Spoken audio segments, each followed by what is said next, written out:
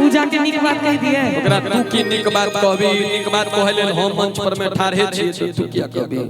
अहाँ के बात एकरा निक लगते पहले से पूछियो निक लगते हमर गप तोरा निक नहीं लगते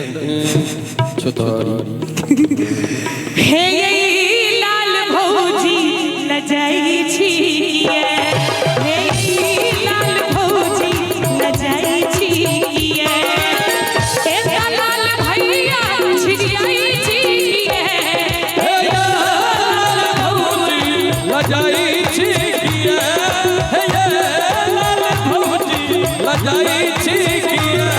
हे लाल बउआ औनाई छिए हे लाल बउआ औनाई छिए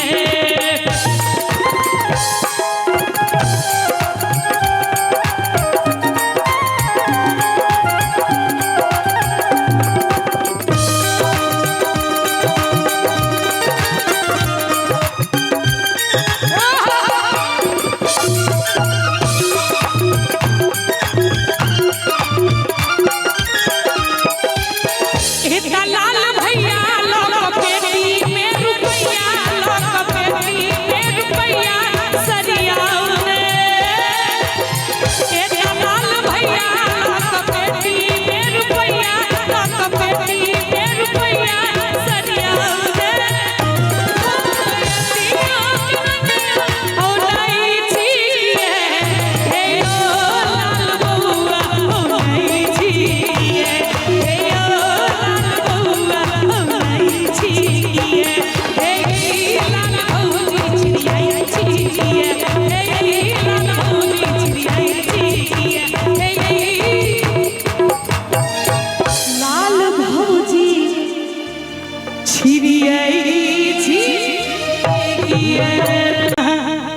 इशारों इशारों में दिल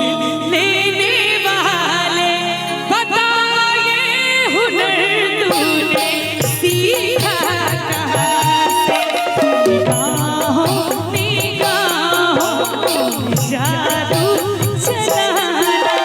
मेरी जान सीखा है तुमने जहाँ से इशारों इशारों दिल लेने वाले बताए हुनर तूने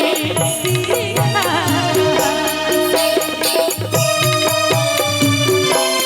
क्या बात है बहुत बढ़िया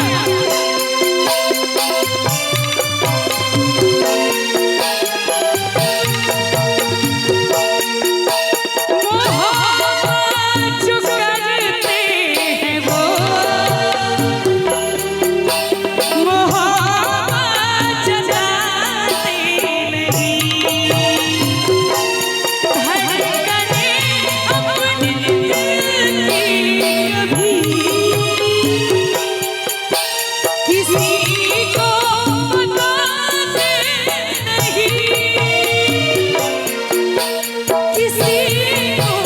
बताते नहीं मजा क्या था जो खुद कह दिया हो मेरी जान सीखा है तुमने जहाँ से निगाहों निगाहों में जादू